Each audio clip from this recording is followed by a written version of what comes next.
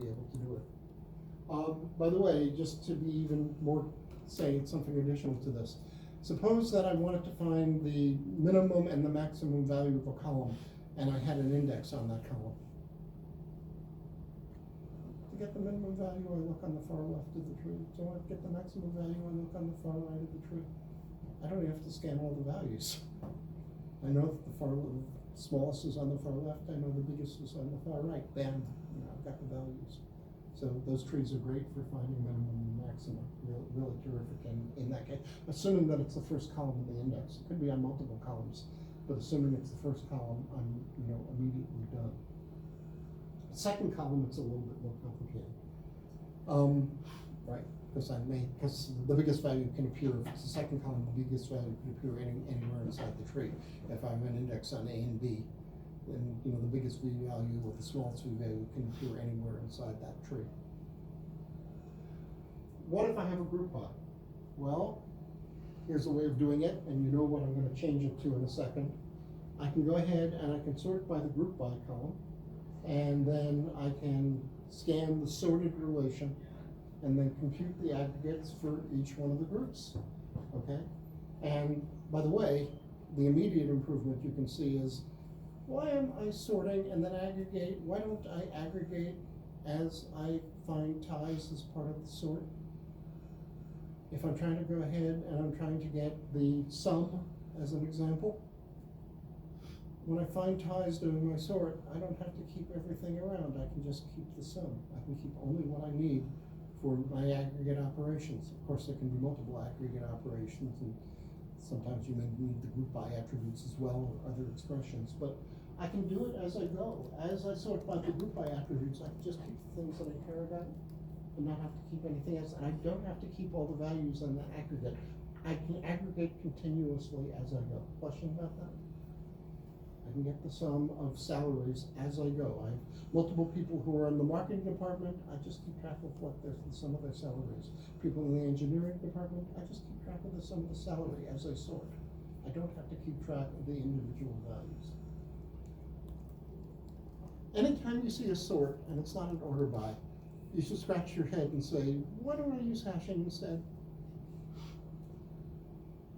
This is another one of these. If I'm grouping, I just want everything that has the same value to go to the same place. I don't care about the order by. I can use the hash, and as I put things inside my hash table, as I find out that there are ties, I can combine them in as well. So that ends up working very, very nicely. And if, again, I have a tree index that has all the attributes in the select, where, and group by clauses, then I can go ahead and I can do that using an index-only scan. We've actually talked about examples of this when we talked about index-only scans. There was no need to have to touch the data if basically the index, indexes are thoroughly redundant. You don't, basically using an index to process a query is throwing in an extraneous join.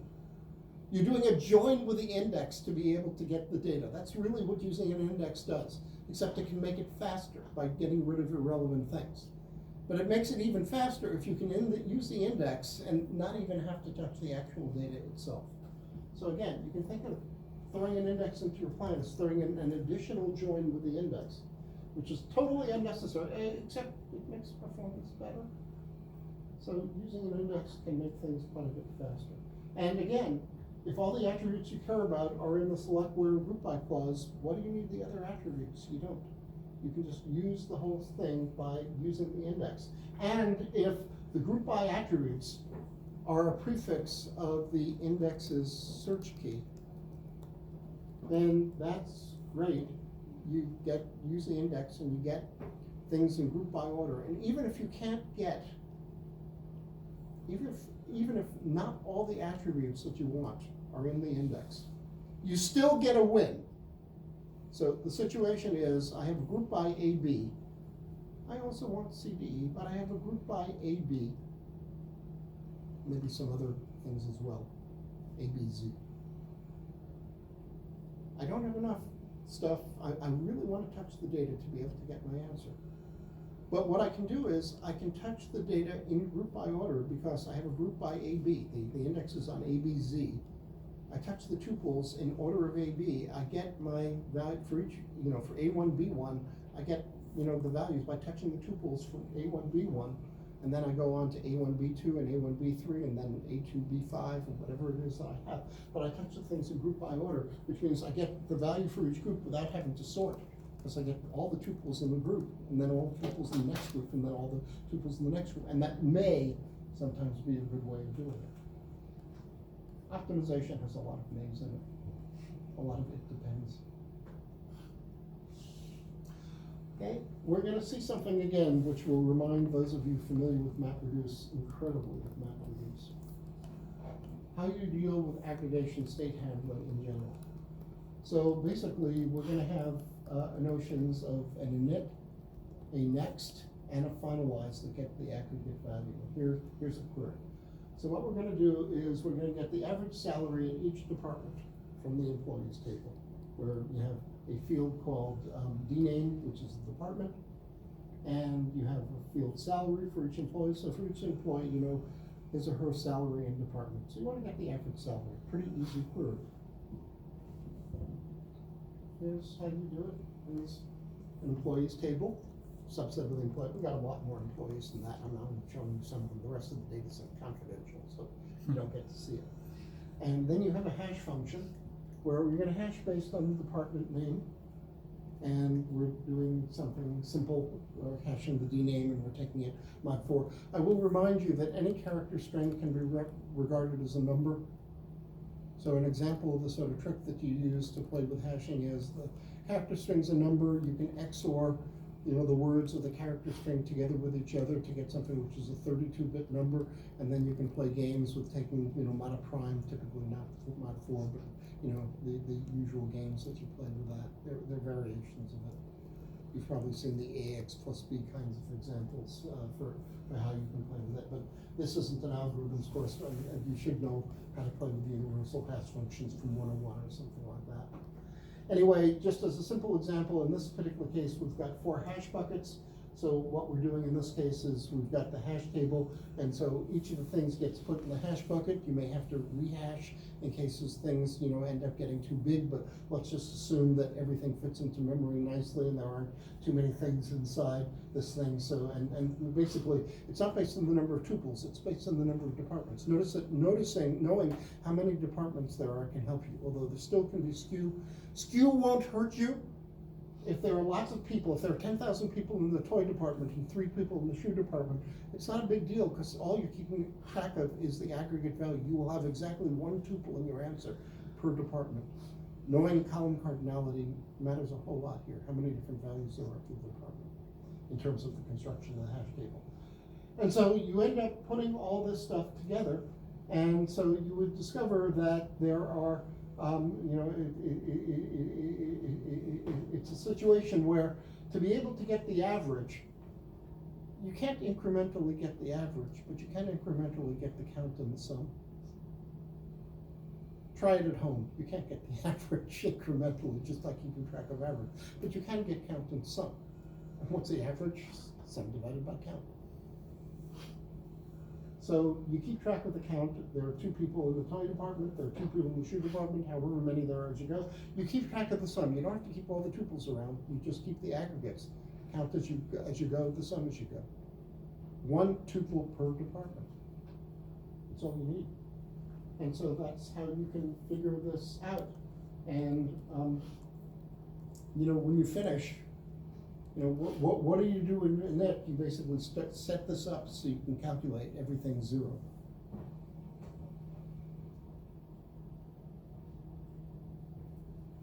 In fact, you only put things inside your hash table when you find the first tuple that corresponds to it.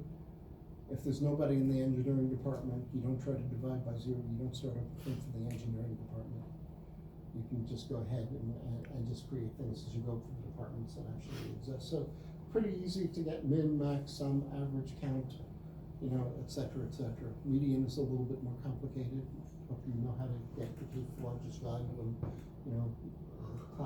time of n, but that's another thing you may have seen in 101, but we're not going to go over that here. Okay, now there's, basically figuring out how many buffer pages you assign to different operations is a complicated issue. So far, we've been assuming that there's only one query operating and one operator that's operating at a time. Guess what? There are going to be lots of queries going on inside the system. And there also are going to be lots of operations that may be going on for the same query, where you may be piping things that you get as a result of one operator onto the next operator.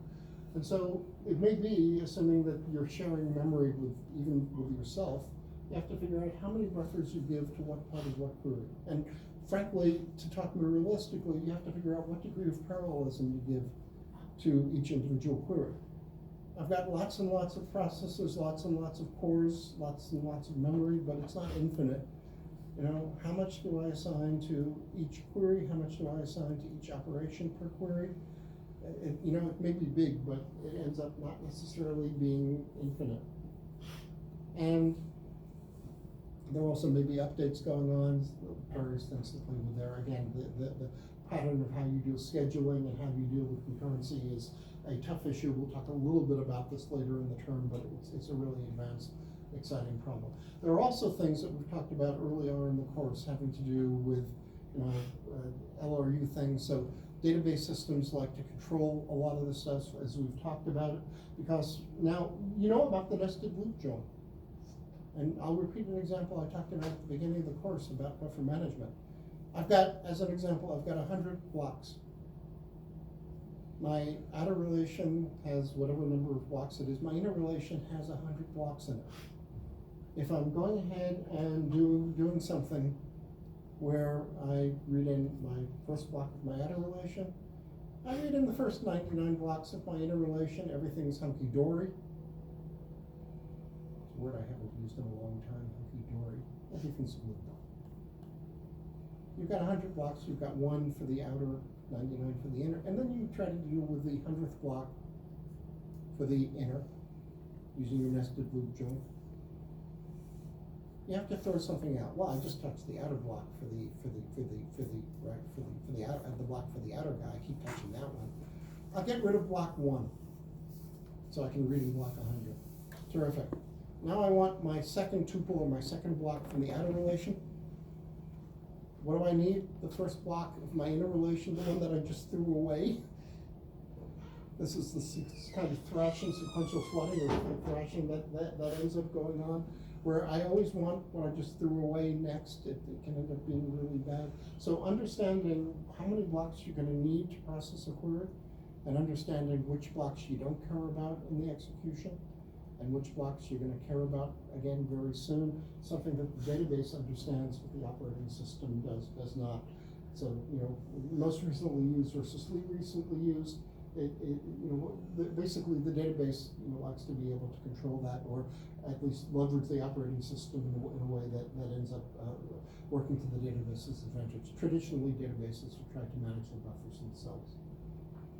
So, believe it or not, and I still have 10 minutes left over here, there are, a bunch of the key advantage, we've talked about that at the SQL level, with this huge composability.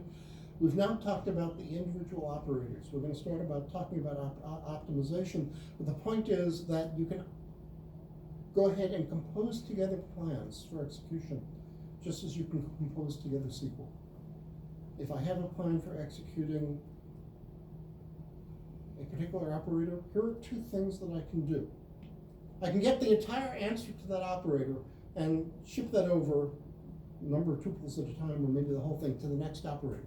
Or what I can do is, as I get tuples or collections of tuples from this operator further down in the tree, I can send them up or get them pulled up to the next operator inside the tree. So I can compose things together, either getting by entire answers and shipping them when needed, or getting collections of things as they generate them and shipping them up as they get wanted to be handled by the next operator. We'll talk about when you need entire answers and when you can ship things up in pieces as we go into the two lectures that we have on optimization. The implementations end up being incredibly tuned for the specific hardware. Intel hardware and AMD and everybody else, they have changed enormously over the years. using an old version of the system that was tuned for an old version of hardware.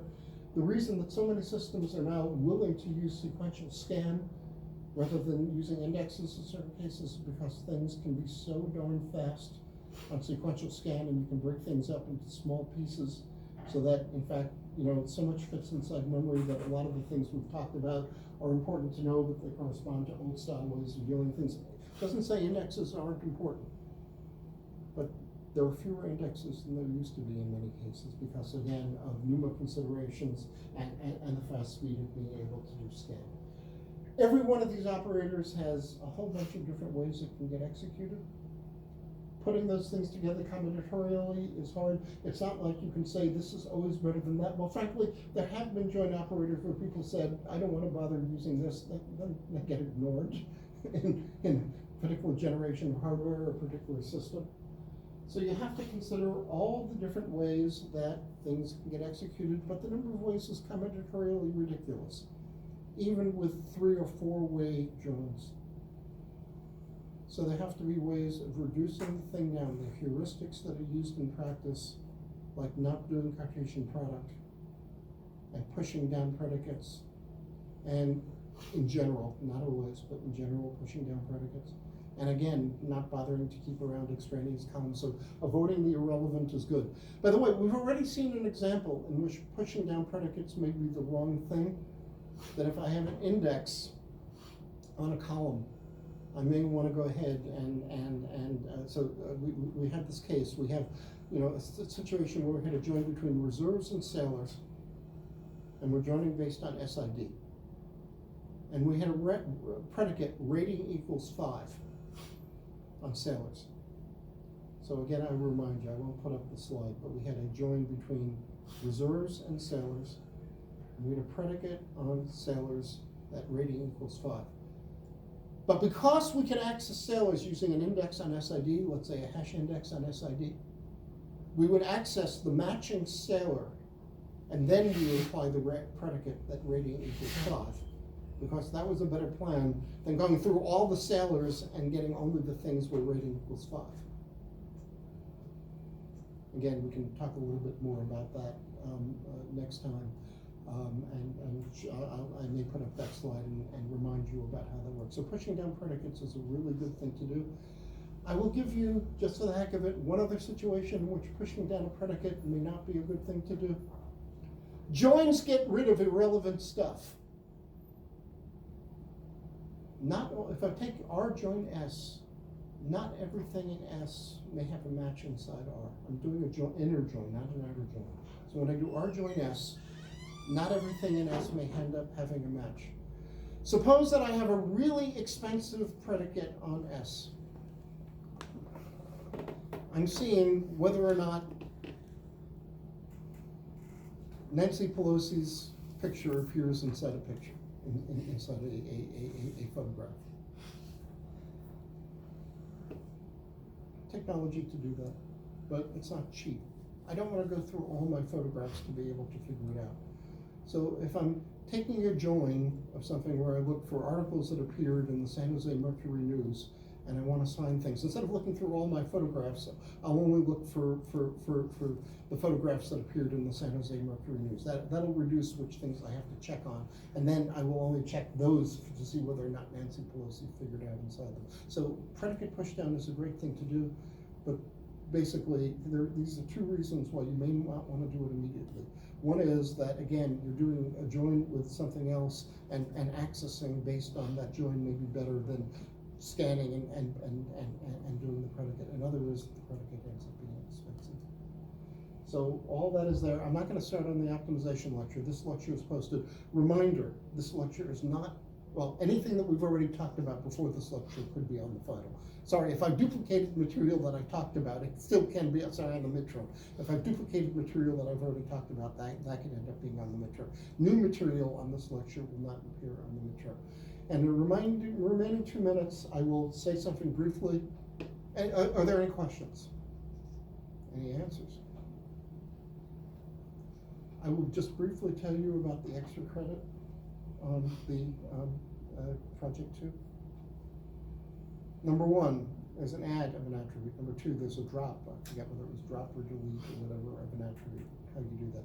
You should already have known, it's not hard to do, how you deal with adding an attribute without touching any of the tuples. The way that you do it is in your catalog, you know how many attributes there are currently inside the table. There were 6 attributes in the table, you've added 3 more, now there are 9. But you haven't touched any of the tuples. So what you do is, when you read a tuple, when you read, and underneath that, you're reading a record. The record said there were 6 attributes inside this. Remember, we stored the number of attributes inside the record. The catalog says there are 9. We're inconsistent with each other, not a problem. What that meant is attributes 7, 8, and 9 are null. They weren't there when the record was created. So I didn't have to touch every record and put in attribute 7, 8, 9. In the catalog, I put in that there are 9 attributes. And that ends up being cool. So that's how you do the add. It's pretty straightforward. We already talked about it in class. I'm going to tell you the more interesting one briefly, which is how you deal with dropping attributes. The easiest way of doing it, which actually Kobe was talking to me about last time, but I'll tell you a couple of other variations, is on each column you have a indication of whether or not that attribute is currently visible. So you have a catalog. You add another attribute inside the attribute catalog. And that basically says, is that attribute something which is supposed to be seen or not? You don't have to touch the data. If an attribute gets dropped, you set its visibility attribute to be no. 0, 1. 1 it's visible, 0 it's not, or something like that. So you set the value to no. So if I drop attribute 5, I'll set the visibility attribute for attribute 5 to be no, it's not there. So when I read data, there might be an attribute 5 in there, because I didn't want to touch all my data and change attribute 5 so it was gone. So when I read data that has attribute 5 in it, if attribute 5 is invisible, attribute 5 doesn't show up. Later on, I could write it as just not being there. I mean, there's no reason to keep storing it if I do an update of the thing. But I will keep, extra attributes around, but I'll just indicate that some of them aren't there. And then when you retrieve, you don't end up seeing them. Now, I'm not going to go into it, but I will tell you 2 interesting variations of things. What happens when an attribute gets added and then it gets dropped? What I just described can still work as a composition. There can be some other trickier optimizations you use. I will mention that there is another variation that sometimes gets employed. Catalogs don't change that often. In particular, catalogs for a particular table don't get changed that often. What I could do is in my tuple, and I didn't expect anybody to do this, I didn't want you to.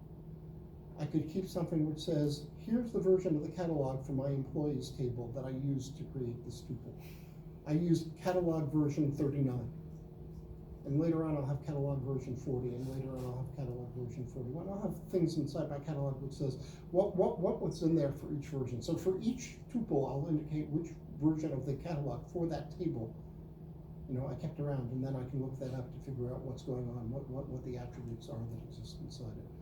Last thing that I will mention, there's another thing that some of you might have chosen to do as a way of implementing dropping for what goes on. Instead of having a value for each attribute, you could have a bit vector for each table that indicates which things are inside it. So basically, if you assume that no table is not going to have more than, let's say, 4,000 attributes in it, you could have a 4,000 bit vector that says which of the attributes in that table are visible. That would be another way of doing it, although I like the solution where you have it per attribute is in many ways a more friendly one, because it would work no matter how many attributes you end up having. So basically, it wasn't a ridiculous extra credit, but it was an interesting one and something to think about. Again, I expected if most of you were doing it, you'd do the attribute visibility. Some of you might do bit vector per table. The catalog version thing, nobody's going to go near it, but I'm just mentioning it because there are variations of it that are used in more advanced systems in various ways. Have a great weekend. I will see you on Monday. Exam. Questions about the practice midterm or about the course, post on Piazza, and I will try to answer in a timely way when it becomes.